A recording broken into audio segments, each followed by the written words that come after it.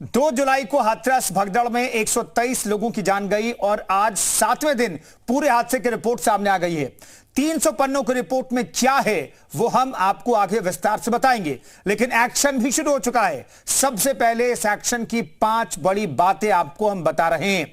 दरअसल हाथरस हादसे की 5 बड़ी बातें हम आपको बता रहे हैं। योगी सरकार ने कड़ी कार्रवाई की है। हादसे के लिए आयोजक मुख्य जिम्मेदार हैं, यह भी एसआईटी की रिपोर्ट में भी माना गया है। स्थानीय प्रशासन की जवाबदेही भी तय की गई, इसलिए बड़ी कार्रवाई हुई है। वो क्या कार्रवाई हुई है आगे आपको बताएंगे।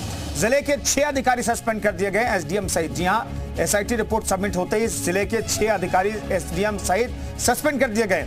रिपोर्ट में किसी साजिश से हालांकि इनकार नहीं किया गया है, तो साजिश की आशंका मुख्यमंत्री योगी आदित्यनाथ भी जता चुके हैं और एसआईटी रिपोर्ट में भी कहा गया है कि साजिश से इनकार नहीं किया जा सकता। बाबा साकार हरि की तरफ से भी कहा गया कि इसमें साजिश हो सकती है और साजिश की गई है। तो वाकई में साजिश करता कौन है, यह अपने आप में बड़ा सवाल है। हाथरस हादसे के बाद आई इस रिपोर्ट में जांच कमेटी ने यह भी कहा कि मामले की और गहराई से जांच की जरूरत है। आरोप यह भी लगाए गए हैं कि प्रशासन और अधिकारियों ने इस आयोजन को गंभीरता से लिया ही नहीं, जिसकी वजह से 123 लोगों की मौत हो गई। 300 पन्नों की रिपोर्ट में और क्या क्या है और किस किस पर गाज गिर सकती है, जी मीडिया के पास पूरी डिटेल रिपोर्ट है। आइए हम आपको दिखाते हैं।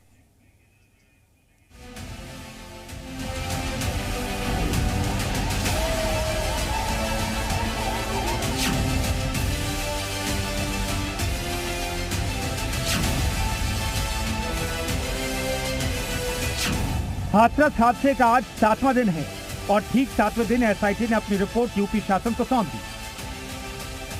ये रिपोर्ट 125 से ज्यादा लोगों से पूछताछ के आधार पर तैयार की गई है। इधर रिपोर्ट आई उधर एक्शन शुरू हो गया और देखते देखते 6 अधिकारियों को सस्पेंड कर दिया गया। सिकंदर राव के सीओ सस्पेंड हो गए, सिकंदर राव की एसडीएम निलंबित हो गए, सिकंदर राव के तहसीलदार भी सस्पेंड हो गए, सिकंदर राव की पुलिस इंस्पेक्टर को भी सस्पेंड कर दिया गया। सिकंदर राव के चौकी इंचार्ज भी निलंबन से नहीं बच पाए। कहा जा रहा है कि ये तो बस वानगी है, अभी कई लोगों पर एक्शन होना बाकी है। लेकिन हाथरस हादसे के लिए सबसे ज्यादा दोषी स्थानीय प्रशासन को ही माना गया है। एसआईटी की रिपोर्ट में साफ साफ कहा गया है कि भगदड़ के लिए सत्संग के आयोजक तो जिम्मेदार हैं ही, लेकिन स्थानीय प्रशासन की जवाबदेही भी कम नहीं थी, इसलिए 123 मौतों के लिए जिम्मेदार वो भी हैं। हाथरस मामले में गठित की गई एसआईटी टीम ने अपनी रिपोर्ट यूपी के सीएम योगी आदित्यनाथ को सौंप दी, जिसके बाद एक्शन भी शुरू हो गया।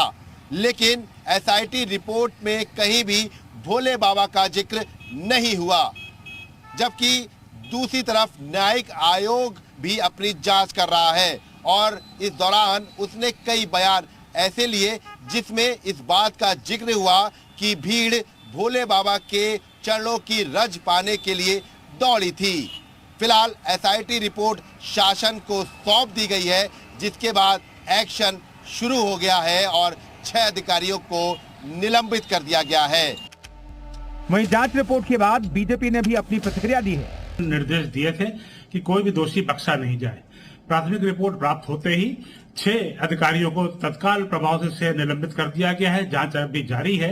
इसमें एसडीएम, सर्किल ऑफिसर, तहसीलदार, इंस्पेक्टर और 2 चौकी इंचार्ज को सस्पेंड किया गया है। आगे जांच में दोषी पाए जाने वाले व्यक्तियों पर फिर कठोर कार्रवाई की जाएगी। गवाहों के बयानों से यह साफ हो गया है कि बाबा साकार के उकसावे की वजह से ही भगदड़ मची और 123 लोगों की जान गई। लेकिन इस दर्दनाक हादसे की जांच रिपोर्ट में सत्संग के आयोजकों के साथ साथ सिर्फ स्थानीय प्रशासन की जिम्मेदारी तय की गई है। बाबा का कहीं भी नाम नहीं आया।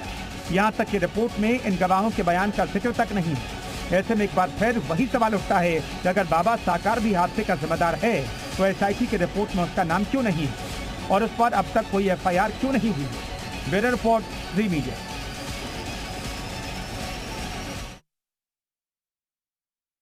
मौतों के लिए प्रशासन ने 300 पन्नों की रिपोर्ट के लिए 125 से ज्यादा लोगों से सवाल पूछे, तब जाकर यह रिपोर्ट तैयार हुई है।